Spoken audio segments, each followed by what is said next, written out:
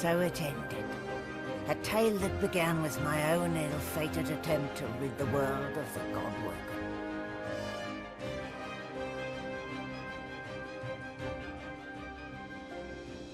Dallas the Hammer, the secret eternal, purged the Godwoken and used the source to close the veil to the void. The world was saved. Statues in memory of the Godwoken who sacrificed their source were erected all across Rivellon. They would never be forgotten. The half-demon Malady took pity on the soulless Godwoken silent monks and brought them to the Hall of Echoes. There, from the scraps of their souls that remained, she restored them to life. Sorcerers no more, they lived out the rest of their lives, freed of the burden of being the Godwoken. Freed from the weight of the world. As for me, the Godwoken sacrifice severed the link that bound the Sworn to the God King, and I was finally free. To atone for my sins, I spent the rest of my days taking care of the sick and elderly, telling the story of the Godwoken, that the world may never forget the greatest heroes Rivellon had ever seen.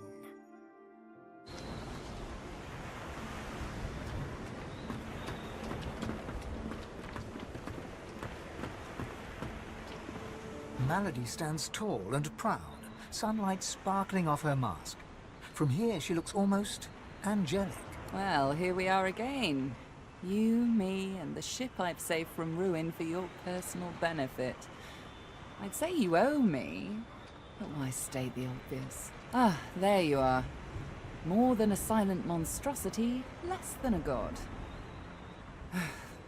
In the end, I'm not totally convinced it was worth my while to restore your consciousness, seeing what you've done with it so far. Where did I go wrong? Unfortunately for me, I've grown rather fond of you. Still, I'd expected quite a bit more from you. I was interested in being owed a favor by a shiny new god, not some emperor of the realm. Never mind, I'll find another way. I always do. She fingers the mask, covering her face. For a moment, it seems as though she's about to remove it. But instead, she places a hand on your shoulder. We've come a long way together. I did my best by you all the way. Sacrificed much. And I'd have given even more to see you fulfill your destiny. She looks you up and down. I guess this will have to do. Take a moment, why don't you? Relax. Enjoy. I certainly plan to do the same. The same way I do everything, of course. Demonic guile. Oh, I don't know. Around and about. Treat myself to some mead, a lover or 300. I'd say we've earned it. Perhaps our paths will cross again. Perhaps not, until we find out. If you'll excuse me, darling, I have quite a bit of planning to do.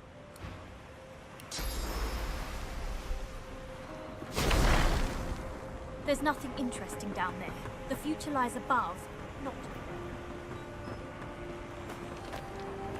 Beast's spirit barely responds to you. He only sings while brushing his ghostly beard. He says he likes it thick and long and combs it out all dilly-eye-day. He says he likes it big and strong and combs it out all dilly-eye-day. He twists and rubs and tweaks the nubs. He strokes and pokes like all the blokes. He say he'll touch it all day long and combs it out all dilly-eye-day.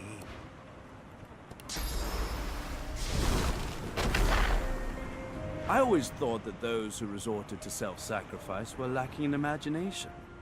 I must admit, that was rather noble of you. A world without source is one that will need individuals of wit and intellect. A sharp mind is the only magic now. I believe I shall enjoy this new world very much. That is the question, isn't it? How does one top the greatest feat of necromancy ever conceived? I might have the answer to that. Tell me, Have you ever heard of Gustavgen? No, of course you wouldn't.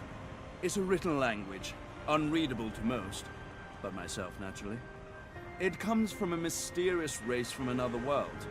Beings that feed on minds. I intend to seek them out.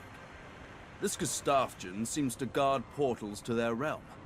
And once I've uncovered one, well, why settle for being the greatest mind in just one world, when there's another for the taking? The purging that once silenced you remains on your mind as you approach Gareth. You are grateful for Malady's miraculous touch. Without it, there would be no you. Amazing I'm still here. That you're here. And that you might still speak. That Lucian... Aside from a single blink, Gareth stands remarkably still. Time. Time has a way of changing someone. Lucian did not start as the man he became. Nor is the man I am now the same as him that once served at the side of a divine. Lucian doesn't need me. And believe me when I say, I no longer need him. I only did what I was meant to do. I don't deserve thanks. I gave only the bare minimum, and still I strayed quite far. Gareth shakes his head vigorously in response to his own emotions. Self-pity is as dangerous as any man I have battled, Alexander included. In this new world, this world without the seven gods, it's a foe I plan to defeat for good. I find a way to fit. I wasn't just content to lurk in Lucian's shadow. I was his shadow. Now I stand in the sun as my own man. I just don't know who that man is. And so I find out. My goal is to have a goal. If that makes sense at all. And if it doesn't, well, that's all I've got. Fane is reading a volume of Cranley Hubert's famous encyclopedia. He leafs through it slowly, muttering to himself. I see. Intriguing. He glances up at you, big, empty eye sockets taking in every detail. Well, well, there you are. Another fine specimen of your kind. A little leaner than when we first met, and a little less divine than you'd hoped, I imagine.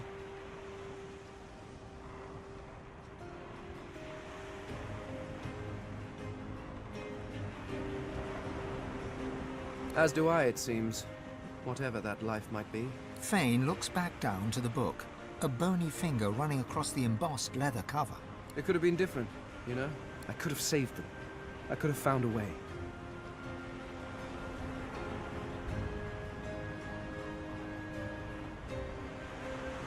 Ha! Yes. What a reunion that was. I doubt she will ever forgive me for what I did. Then again, perhaps she will understand someday. Doing terrible things for good reasons seems to be a family trait. So, what do you think you'll do, now that we live in a source-free world? Of that, there can be no doubt. I'm sure the bards will sing of your heroics for generations.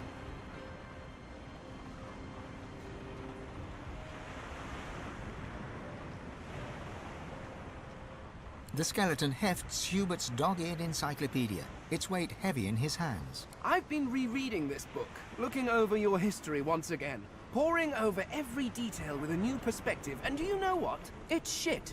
Fane tosses the book over his shoulder.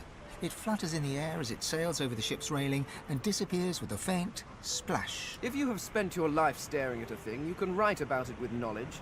You can write about it with love. But it is almost impossible to write about it with wonder. You creatures have spent your lives trudging about this world, and you've grown blind to its miracles.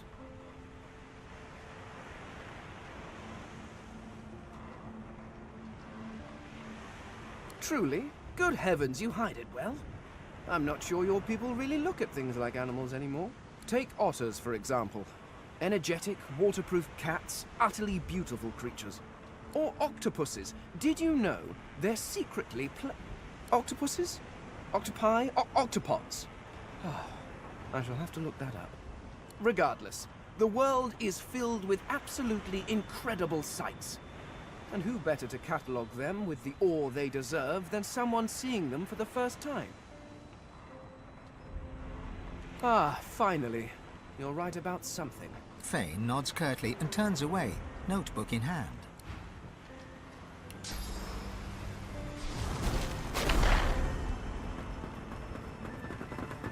No more source, no more powers. Don't worry, darling. I know you have plenty of other qualities. Who knows? A nice cottage someplace quiet for Mahalia and I. A roaring fire and a feather bed. Maybe.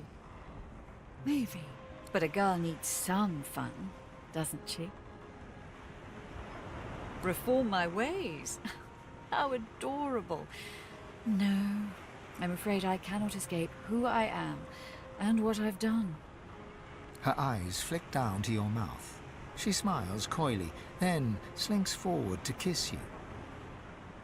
Her mouth meets yours and devours you with predatory abandon. Somewhere in the recesses of your mind, you think you hear her voice sigh, "mine." But then the kiss ends. Something to remember me by, darling.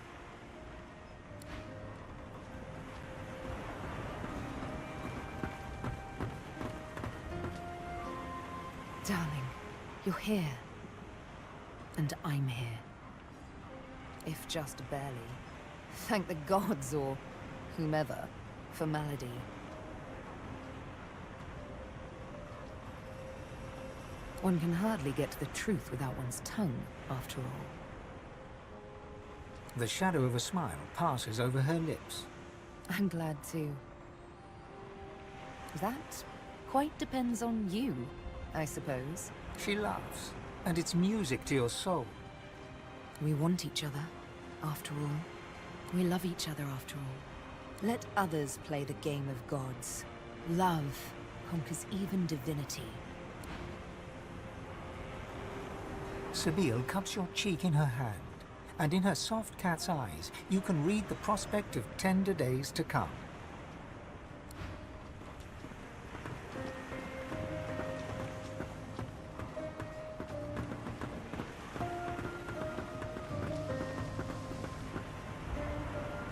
It gives me almost as much pleasure to speak to you as it does to be whole again.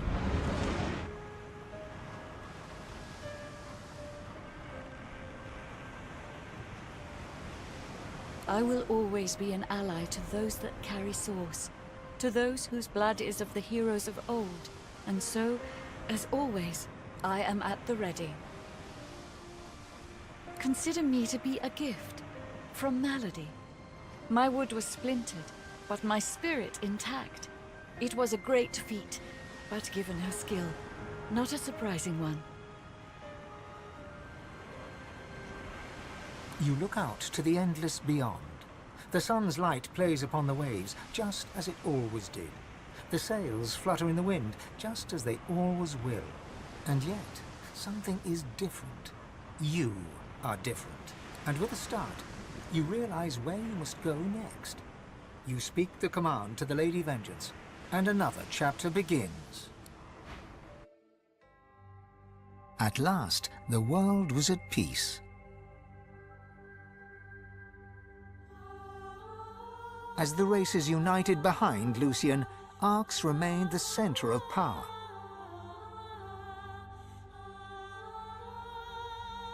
The ancient Lizard Empire opened its gates. The houses disbanded, and the Empire adopted a pluralist quasi-democracy. Anyone could vote for whoever they pleased, as long as the House of Shadows approved.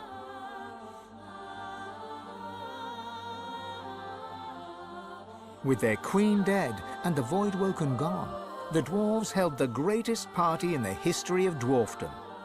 A new king took the throne, the local brewer. 6 days later, he was stabbed to death with a mutton fork.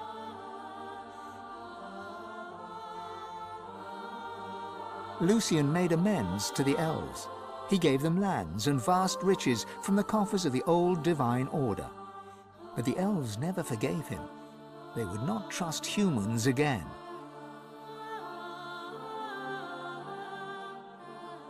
And in a dark forest on the far side of a desert, well beyond the high seas, the Black Ring came together once more.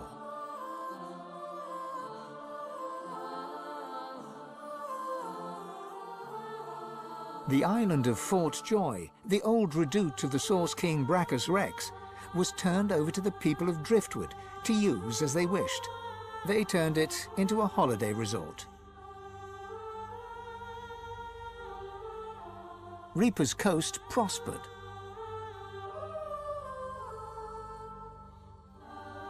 The fisheries returned, and the fertile farmlands produced the greatest harvests the surviving farmers had ever seen.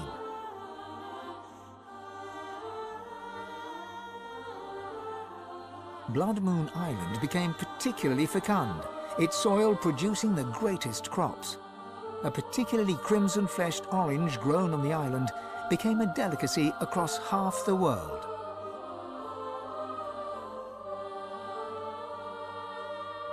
The black pits took fire. The oil there burns still.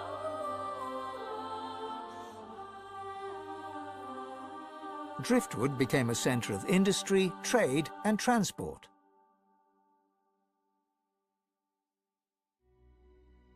Lohar the dwarf became mayor. His time in office was cut short by an unfortunate wound that spontaneously appeared on his neck.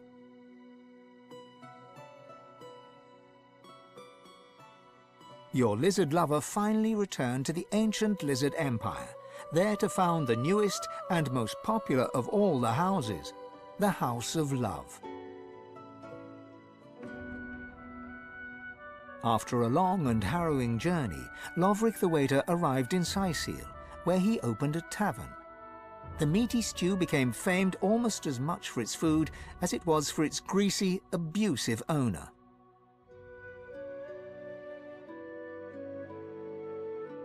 Lagan left his over-demanding wife and began a relationship with a local bard.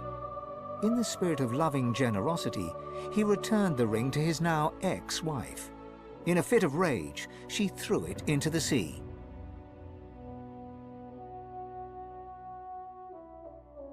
You would never forget Dorothea's kiss. Dorothea herself left Driftwood for the ancient empire, ever in search of the perfect kiss.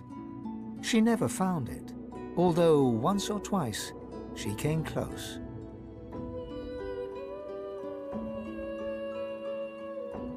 The nameless isle had vanished. Although only open water remained, by instinct ships would steer clear. None of the captains could articulate why.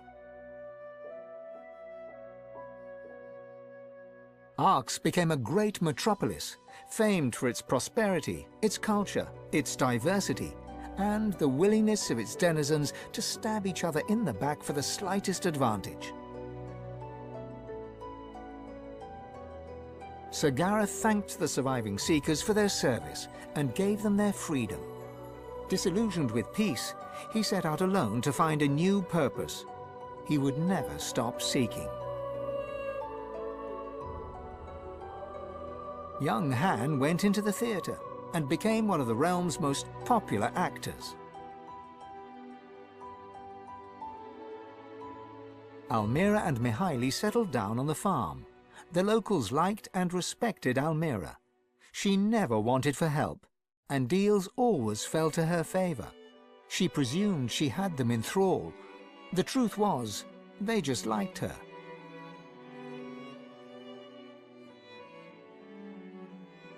With no new divine, Malady found herself in a predicament. She had an important problem to solve, but no ally strong enough to call upon, and so her search continued. Having performed the greatest act of necromancy in history, Tarquin found the new world unchallenging. He became obsessed with rumors of another plane of existence. One day he vanished and was never seen again.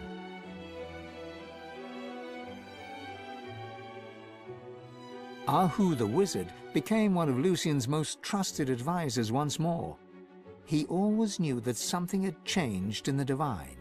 He never discovered what that was, or, if he did, He never said a word.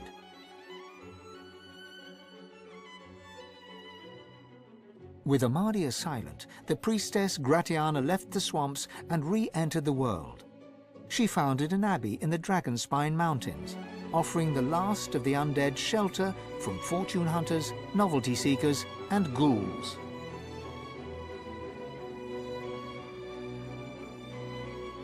Jehan the demon hunter found himself at a loose end, so he opened a museum of demonic artifacts. He made a fortune. With Lucian in power, Sahala took the elves away from the world. They grew strong once more amidst the trees of the regrown home forest. Some say her plans for revenge will bring about the end of days. Some say only Tova, her mother, holds her back.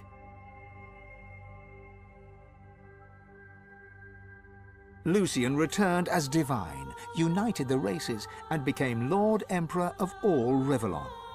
Only Dallis knew that he was entirely powerless. Dallis and you.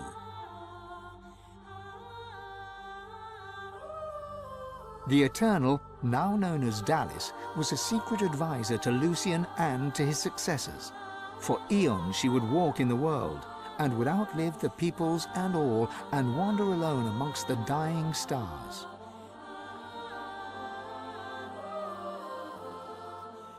With a small band of elves, Ifan Ben Mesd replanted the lost elven forests. After the first fresh shoots broke the earth, he disappeared, and was never seen again. Some say Afrit, his soul wolf, walks the forests still. Sebille wandered the world. She became a household name, famed the realm over as a traveling hero, celebrated wherever she went. Enjoying life to the fullest, she was truly and finally free.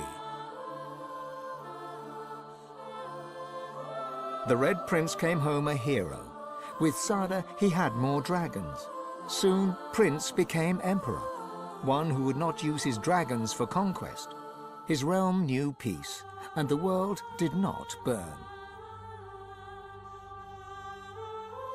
And then there was you.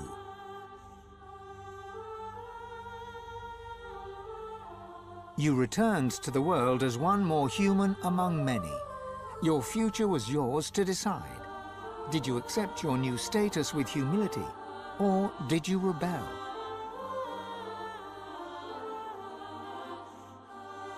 Only you know the truth. Only you know if you atone for your sins.